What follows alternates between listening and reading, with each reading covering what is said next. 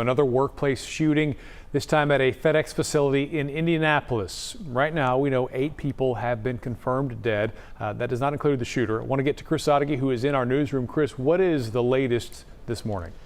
Well, Mark, we have been through this routine before, waking up to another shooting and trying to get all the information as much as we can. As of right now, 8 people are confirmed dead. There are others injured. Now, we've been getting a lot of information from our sister station in Indianapolis, and here is what we know. Around 11 o'clock last night, police got a call of a shooter at the FedEx facility. If you've ever flown into Indianapolis, this is just across I-70 from Indianapolis International Airport. Police said when officers arrived, they saw the shooter, and that shooter then killed himself. But by that time, 8 others were already dead. There are at least 4 other people that were shot that we know of. One of those 4, we're told, is in critical condition. Other injuries are minor, although we understand some people did drive themselves to the hospital. You can see the scene there. Now, I want to share with you this tweet from reporter Alan Carter with our sister station WTHR. It is a car with bullet holes in it.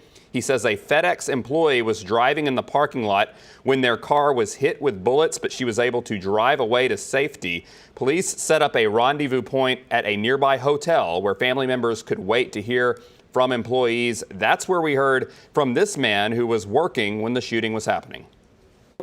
I really didn't even have time to process it. I'm inside, my team lead comes to me, he's like, 4 people got shot by the gas station. I'm like, okay, that's crazy. And then coming back, I go back to what I'm doing. And by the time we go out to break, I'm about to get my cell phone in the lockers. And they're like, you can't even go to the lockers. You got to stay in the break room. We got an active shooter. We don't know what's going on.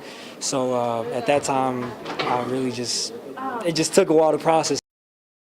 So no doubt some very tense, scared families waiting at that hotel, waiting to hear from their loved ones. We're going to update this situation throughout the morning. As of right now, police say they don't know anything about the shooter or a possible motivation, but they did say they would have more information for us later on in the morning, so we'll update that information as we get it. Mark, back to you. Yeah, Chris, and it feels like this is yet another week and yet another mass shooting, which only amplifies the tragedy that we saw in Indy.